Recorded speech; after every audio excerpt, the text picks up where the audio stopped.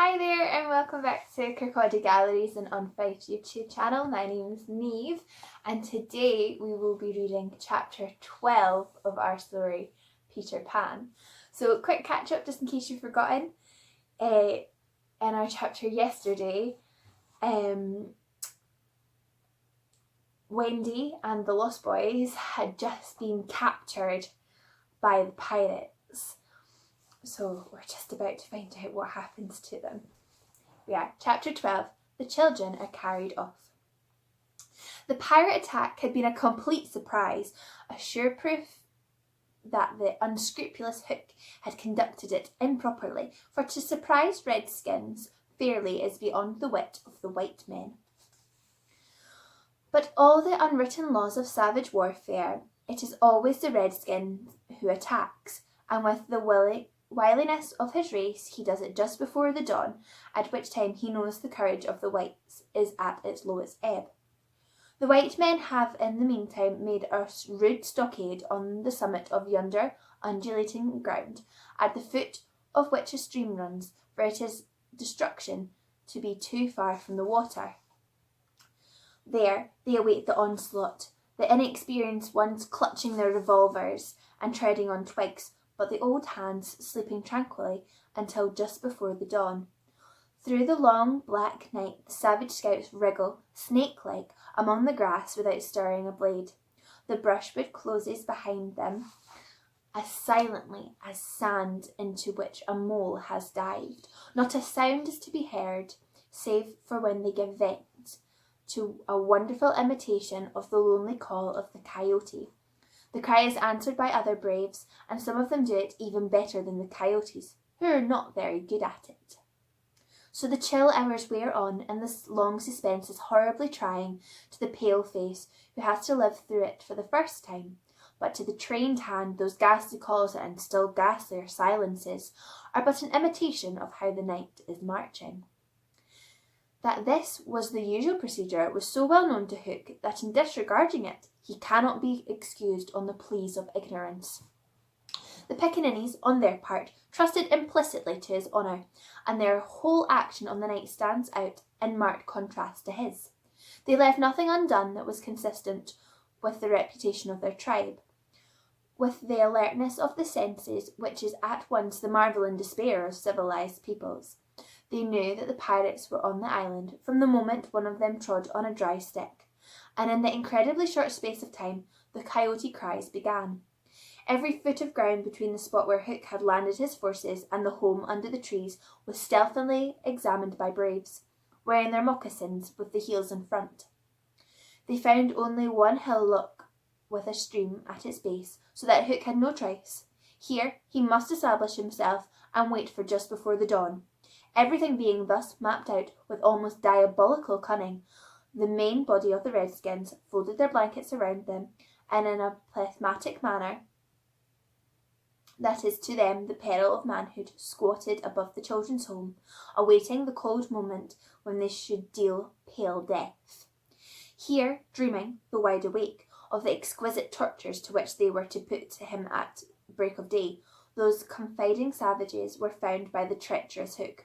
From the accounts afterwards supplied by such of the scouts as escaped the carnage, he does not seem even to have paused at the rising ground, though it is certain that in the grey light he must have seen it. No thought of waiting to be attacked appears from first to last to have visited his subtle mind. He would not even hold off till the night was nearly spent. On he pounded with no policy but to fall to. What could the bewildered scouts do, masters as they were of every warlike artifice, save this one, but trot helplessly after him, exposing themselves fatally to view, the while they gave pathetic utterance to the coyote cry. Around the brave tiger lily were a dozen of her stoutest warriors, and they suddenly saw the perfidious pirates bearing down upon them. Fell from their eyes then the film through which they had looked at victory. No more would they torture at the stake. For them the happy hunting grounds now. They knew it, but as their father's sons they acquitted themselves. Even then they had time to gather in the flanks that would have been hard to break had they risen quickly, but this they were forbidden to do by the traditions of their race. It is written that the noble savage must never express surprise in the presence of the white. Thus terrible as the sudden appearance of the whites must have been to them, they remained stationary for a moment, not moving a muscle, as if the foe had come by invitation. Then, indeed, the tradition gallanting upheld, they seized their weapons, and the air was torn with the war cry. But it was now too late. It is no part of art to describe what was a massacre rather than a fight. Thus perished many of the flower of the Picanti tribe. Not all unavenged did they die, for with lean wolf fell Alf Mason to disturb the Spanish main no more, and among others who bit the dust were Geo, Scurry, Chaz, Turley, and the Alsatian Fogarty. Turley fell to the tomahawk of the terrible panther, who ultimately cut a way through the pirates with Tiger Lily and a small remnant of the tribe. To what extent Hook is to blame for the tactics on this occasion is for the historian to decide. Had he waited on the rising ground till the proper hour, he and his men would probably have been butchered, and in judging him it is only fair to take this into account. What he should perhaps have done was to acquaint his opponents that he proposed to follow a new method. On the other hand, this, as destroying the element of surprise, would have made a strategy of no avail, so that the whole question is beset with difficulties. One cannot at least uphold a reluctant admiration for the wit that had conceived so bold a scheme, and the fell genius with which it was carried out. What were his own feelings about himself at that triumphant moment? Fain would his dogs have known, as breathing heavily and wiping his cutlass, they gathered at a discreet distance from his hook, and squinted through their ferret eyes at this extraordinary man. Elation must have been in his heart, but his face did not reflect it.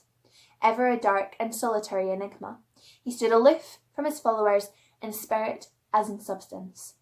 The night's work was not over yet, for it was not the redskins he had come out to destroy. They were but the bees to be smoked, so that he should get at the honey. It was Pan he wanted, Pan and Wendy and their band, but chiefly Pan. Peter was such a small boy that one tends to wonder at the man's hatred of him. True, he had flung Hook's arm to the crocodile, but even this, and the increased insecurity of life to which it led, owing to the crocodile's pertinacity, hardly account for the vindictiveness so relentless and malignant. The truth is that there was something about Peter which goaded the pirate captain to frenzy. It was not his courage, it was not his engaging appearance. It was not, there is no beating about the bush, for we know quite well what it was, and have got to tell. It was Peter's cockiness. This had got on Hook's nerves. It made his iron claw twitch, and at night it disturbed him like an insect. While Peter lived, the tortured man felt that he was a lion in a cage into which a sparrow had come. The question now was how to get down the trees, or how to get his dogs down. He ran his greedy eyes over them, searching for the thinnest ones.